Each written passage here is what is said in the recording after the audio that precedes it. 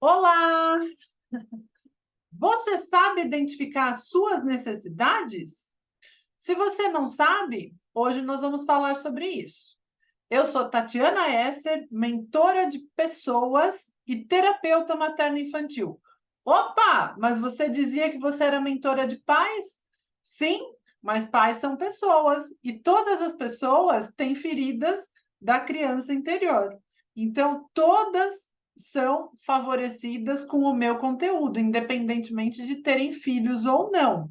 Acontece que os filhos fazem essas dores virem à tona. Por isso que eu falo mais especificamente para os pais, para que eles entendam qual é o mecanismo por trás dessa relação materno-infantil ou paterno-infantil. Beleza?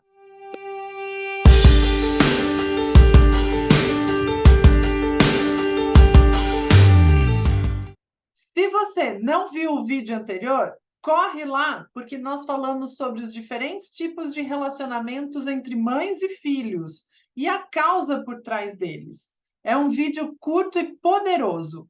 Hoje eu quero falar sobre a comunicação com os nossos filhos e como essa comunicação está intimamente relacionada às nossas dores, às nossas feridas. Você sabia que você que se comunica é responsável por fazer o seu interlocutor entender a mensagem? Sim, você é. Não depende dele, depende de você. E você já percebeu que a forma como você se comunica modifica de acordo com as suas necessidades? A gente vive no piloto automático, na correria do dia a dia, sem muitas vezes nem perceber o que está acontecendo com a gente. Mas é fundamental para que a gente se comunique bem, em especial com os nossos filhos, porque eles não têm maturidade emocional e intelectual para identificar a necessidade por trás dos comportamentos. Eles apenas se tornam desafiadores porque eles não sabem identificar. Por exemplo, quando eu estou com fome, eu me torno uma pessoa extremamente sem paciência. Eu já aprendi que é assim que eu funciono. Então, eu até falo às vezes: olha, criançada, a mamãe está com fome. Vamos almoçar, vamos jantar, vamos logo, porque eu estou perdendo a paciência. E isso é muito interessante da gente fazer, porque a gente ensina os nossos filhos pelo exemplo. Então, se você perceber que a comunicação com os seus filhos está desafiadora, que eles estão fazendo birra, fazendo manha, ou que eles não estão nem te ouvindo, pare uns minutos, guarde o seu pulmão, depois respire profundamente, faça isso por 2 vezes e observe o seu corpo. Observe o que você sente diante daquela situação. Você está com raiva do seu filho porque ele não está prestando atenção no que você está falando? Você está sem paciência? Por quê? Você está com fome? Você está com alguma dor, algum incômodo? Tem alguma coisa te preocupando, te tirando do seu centro, do momento presente? Observe. Seu corpo dói? O que está acontecendo com você agora? Observe. Observou, identificou, você pode até falar isso para os seus filhos. Filho, eu estou me sentindo assim, assim, assim. E você? Como você está se sentindo? Faça ele se acalmar, respirar, fazer o mesmo exercício que você. E é assim que a gente vai ensinando os nossos filhos a se reconhecer, a reconhecer as próprias necessidades, a reconhecer o próprio comportamento diante daquelas necessidades e a verbalizar, a manifestar o que ele precisa, o que ele sente. E tudo se torna mais fácil. Novamente, é o exemplo, é o que a gente faz, não é o que a gente fala que funciona. Então, seja quem você quer que os seus filhos se tornem. Preste atenção nisso. Pode ser sutil, mas é muito profundo. Um outro ponto que eu quero trazer aqui, que muita gente me pergunta, me questiona, é sobre a comunicação do que acontece na escola. Existem crianças que naturalmente contam tudo para os pais. Chega em casa e já fala, aconteceu isso, aquilo, nananana, fulano fez isso, ciclano fez aquilo, beltrano não sei o quê. Mas a grande maioria é assim, filho, foi tudo bem na escola hoje? Ah, foi. Ah, e aí, filho, foi legal a escola? Foi, mamãe, foi legal. Pronto, acabou. E por que que as crianças fazem isso? Gente, elas chegam da escola cansadas. Elas chegam com zero vontade de falar sobre a escola. É como a gente, muitas vezes, quando chega do trabalho, a última coisa que você quer é falar sobre o trabalho. Você quer descansar, você quer esquecer o que aconteceu. E nossos filhos também são assim. Então, respeita esse momento, deixa eles descansarem, procura conversar depois e faça perguntas específicas, perguntas curiosas. Não pergunta, foi bom o seu dia hoje? Porque ele vai simplesmente se esquivar, ele vai dizer, foi legal.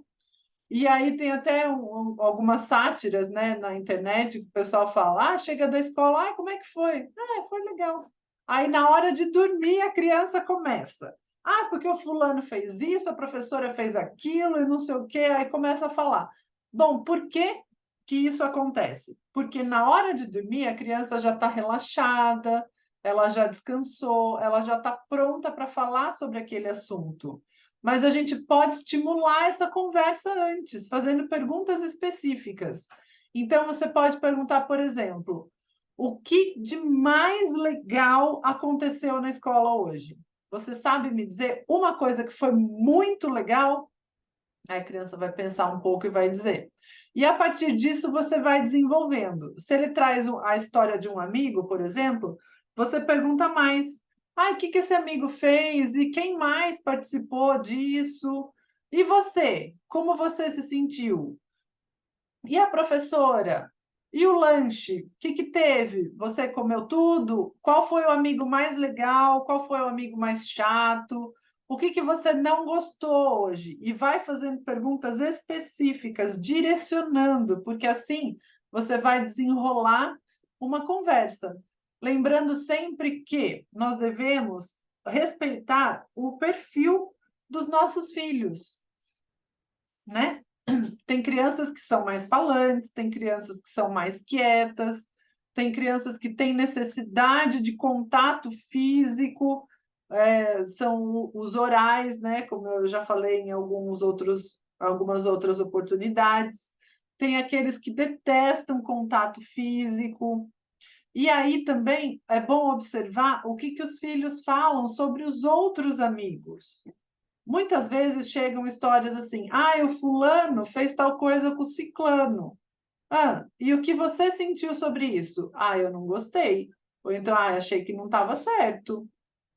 Então, observem, isso pode ser até um assunto para ser levado para o grupo de mães, caso o filho de outra pessoa esteja envolvido em alguma situação que levante um alerta. Tomar cuidado, não são todas as mães que aceitam críticas aos filhos. Mas o que eu estou trazendo aqui não é isso. Não é criticar o filho ou pegar e falar: seu filho fez isso, aquilo, aquilo, aquilo. Assuntos de escola ficam na escola. Isso também é uma coisa que eu quero frisar bastante. Levem para a escola resolver. Não discutam entre si, entre as mães. Por quê, gente? Porque as crianças, elas arrumam encrenca, elas arrumam briga com o coleguinha. Só que, se a gente se mete, a briga fica feia, porque adultos não são como crianças.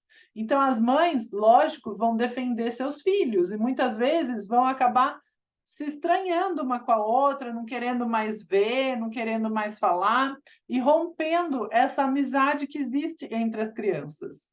Só que elas, por si só, elas se resolvem. Então, deu maior quebra-pau hoje por causa da bola. Passa 2 dias, a criança está lá jogando bola com o amigo de novo. Se você não se meter, tá tudo bem, tá tudo ótimo. Se você for se meter na briga, a mãe do coleguinha não vai deixar ele brincar com seu filho. E aí a coisa se complica. Então, existem várias questões que a gente pode tratar sobre comunicação, Eu costumo dizer que 90% dos problemas que a gente arruma para a vida são problemas de comunicação. E nesse canal eu vou tratar muito sobre isso. Não só dos problemas, mas das formas de se resolver. Hoje eu trouxe para você as perguntas interessantes para saber o que aconteceu no dia do seu filho na escola. E também essa questão importantíssima de não se meta nas encrencas dos seus filhos. Leve os problemas da escola para a escola e não para o grupo de mães. O que eu quis dizer com falar para o grupo de mães é, por exemplo, aconteceu um dia. Ah, o fulano fez tal coisa para o ciclano. E eu sei que essa criança não é de contar para a mãe o que acontece, é uma criança muito calada, muito fechada. E a mãe é muito amiga minha. Então, um dia que surgiu uma oportunidade, eu comentei. Falei, ah, olha, meu filho comentou que aconteceu isso, isso e isso. Como eu sei que você não gosta muito desse tipo de coisa, eu estou te falando, porque se fosse com o meu filho, eu ia gostar de saber. Não me leve a mal, por favor. E ela ouviu numa boa, ela falou, Tati, eu já tinha observado mesmo, não tinha gostado, já tinha falado, mas foi bom saber porque eu vou reforçar essa questão com o filho dela. Então, assim, mães ajudam mães, tá? Para ser mais clara, é isso que eu gostaria de dizer. Mães ajudam mães. Respeitem as mães dos filhos. Até outro dia nós estávamos conversando sobre situações desagradáveis na escola. E aí existe a fase da mordida, né? Graças a Deus eu passei por isso ilesa. Mas existe a tal da fase da mordida. Eu tenho um primo que tem escola e ele fala que é terrível, porque os pais chegam muito bravos e falam: ah, essas crianças parecem canibais. E aí, assim, a gente ouviu o relato de uma pessoa que tem um filho que morde. E aí ele falou assim: gente, eu entendo que não seja nada agradável você ir buscar seu filho na escola mordido, mas vocês não têm noção de como é ruim saber que é o seu filho que morde. Então, também, assim, vamos usar da empatia para tentar entender o que acontece com as crianças que geram essas questões. Não vou dizer problema, eu vou dizer questões. Porque não são problemas, são formas de comunicação. O que essa criança que agride, que tem um comportamento desafiador, precisa, o que ela quer dizer. Vamos ter empatia com as crianças, vamos ajudar, tá? A gente pode até ensinar os nossos filhos a ajudarem essas crianças. Crianças que pegam muito no pé de um, crianças que têm ciúme, que têm inveja do outro. O que será que está por trás? Nós não sabemos. Se nós pudéssemos saber os desafios que cada um enfrenta, nós poderíamos ser muito mais empáticos com as pessoas. E a vida é assim. O sentido da vida é esse: a gente se ajudar, a gente poder olhar para o outro como ele é, poder chegar e falar: você precisa de alguma coisa? Você pode contar comigo. Você está passando por algum desafio? Quem não está, né, gente? Quem não está?